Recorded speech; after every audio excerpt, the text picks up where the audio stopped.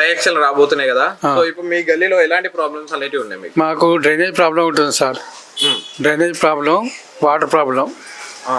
ఇంకా రేవంత్ రెడ్డి గారు ఏం చేపిస్తారంటే కాంగ్రెస్ తరఫు నుండి ధన్యులం అవుతాం.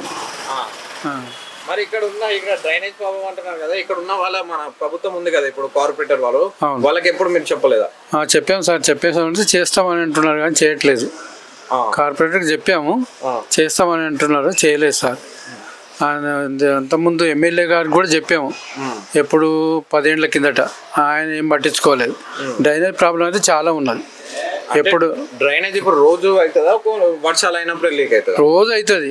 ఇప్పుడు అంటే ఎప్పుడో పీజీఆర్ ఉన్నప్పుడు వేసిన డ్రైనేజ్ లైన్ అది ఒక ఇంటికి ఒక ఇల్లు ఉన్నప్పుడు వేసినాయి. అది చిన్న లైను, 4 ఇంచ్ లైను. ఒక ఇంటికి 10 ఇండ్లు అయిపోయినాయి ఇప్పుడు. అది దాని కెపాసిటీ సరిపోవట్లేదు. అందుకొరకు 2 రోజులకు ఒకసారి 3 రోజులకు ఒకసారి నిండిపోతూనే ఉంటుంది. వాళ్ళు సాఫ్ చేస్తూ ఉంటారు, నిండిపోతూ ఉంటుంది.